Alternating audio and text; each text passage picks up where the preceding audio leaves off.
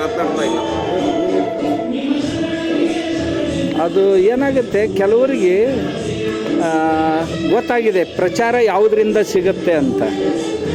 ಅಂದ್ರೆ ಕೆಲವು ಜನರು ಏನು ಮಾಡೋದು, ದೊಡ್ಡವ್ರಿಗೆ ಬೈದ್ಬಿಟ್ರೆ ಆಯ್ತು, ನಾವು ಆರಾಮಾಗಿ ಪ್ರಚಾರ ಸಿಗುತ್ತೆ ಅಂತಕ್ಕಂಥ ಒಂದು ಟೆಕ್ನಿಕ್ ಅವ್ರಿಗೆ ಗೊತ್ತಾಗಿದೆ. ಆದ್ದರಿಂದ ಹಾಗೆ ಮಾಡ್ತಿರ್ಬೋದು ಅಂತ ಅನಿಸುತ್ತೆ. ನನಗನ್ಸುತ್ತೆ ಈ ರೀತಿ ಮಾಡ್ತಾ ಹೋದರು ಅಂದ್ರೆ ತಮ್ಮ ಅವನತಿಯನ್ನು ಅವರು ಬೇಗ ಕಂಡುಕೊಳ್ತಾರೆ ಅಂತ ಅನಿಸುತ್ತೆ.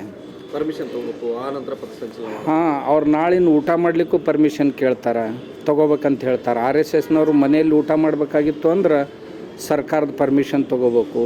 ಈ ಊರಿನಿಂದ ಆ ಊರಿಗೆ ಎಲ್ಲಾದರೂ ಪ್ರವಾಸ ಮಾಡಬೇಕಾಗಿತ್ತು ಅಂದ್ರೆ ಅದಕ್ಕೂ ಪರ್ಮಿಷನ್ ಕೇಳು ಅಂತ ಹೇಳ್ತಾರೆ.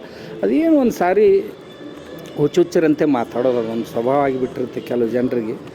ಹಾಗಿರ್ಬೋದು ಅಂತ, ಅಥವಾ ಅಂಥದ್ದೊಂದು ಏನಾದರೂ ರೋಗ ಅವ್ರಿಗೆ ಆಗಿರ್ಬೋದು ಅಂತ ನನಗನ್ಸುತ್ತೆ. ಇವ್ರು ಈ ರೀತಿ ಮಾತಾಡಿದ್ರೆ ಆ ಪಕ್ಷಕ್ಕೆ ಮತ್ತು ಆ ಸರ್ಕಾರಕ್ಕೆ ಎಲ್ಲೊಂದು ಕಡೆ ಡ್ಯಾಮೇಜ್ ಆ ರೀತಿ ಆಗ್ತದೆ. ಹಾಂ, ಆಗುತ್ತೆ. ಅದು ಒಂದೊಂದು ಸಾರಿ ದೇವರ ಹಾಗೆ ಮಾಡಿಸ್ತಾನೋ ಏನೋ, ವಿನಾಶಕಾಲೇ ವಿಪರೀತ ಬುದ್ಧಿ ಅಂತಾರಲ್ಲ, ಹಾಗೆ ಆಗಿರ್ಬೋದು ಆ ಪುಣ್ಯಾತ್ಮರಿಗೆ ಅಂತ ಅನಿಸುತ್ತೆ. ಅವ್ರ ತಂದೆಯವರಾದರೂ ಹೇಳಬೇಕಾಗಿತ್ತು, ಹೀಗೆ ಮಾಡಬಾರ್ದು. ಅವರು ಬುದ್ಧಿವಂತರದಾರ, ಹಳಬರದಾರ, ಅವನಿಗೆ ಬುದ್ಧಿ ಹೇಳಬೇಕಾಗಿತ್ತು ಅವ್ರ ತಂದೆಯವರು. ಅವರು ಹೇಳ್ತಾ ಇಲ್ಲ ಯಾಕೋ ಏನೋ, ಅಥವಾ ತಂದೆಯವ್ರಿಗಿಂತಲೂ ಸ್ವಲ್ಪ 2 ಹೆಜ್ಜೆ ಮುಂದೆ ಹೋಗ್ಯಾರೋ ಏನೋ ಗೊತ್ತಿಲ್ಲ. ಹಾಗೆ ಆಗ್ತಿರ್ಬೋದು ಅಂತ ಅನ್ನಿಸ್ತೈತೆ.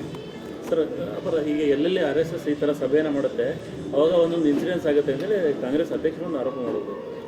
ಅದೇ ಅವ್ರ ಕಾಮಣಿ ಆದವ್ರಿಗೆಲ್ಲ ವಿಶ್ವನ ಹಂಗೆ ಹಸಿರು ಹಳದಿ ಕಾಣಿಸ್ತೈತೆ ಅಂತಾರಲ್ಲ, ಆ ರೀತಿ ಕಾಣ್ತಿರ್ಬೋದು. ನಾವು ಅದೊಂದು ರಾಷ್ಟ್ರಭಕ್ತಿಯನ್ನು ನಿರ್ಮಾಣ ಮಾಡುವಂಥ ಸಂಘಟನೆ, ಅದನ್ನು ಯಾವ ದೃಷ್ಟಿಯಿಂದ ನೋಡ್ತೀವಿ ಆ ದೃಷ್ಟಿಯಿಂದ ಕಾಣಿಸ್ತೈತೆ.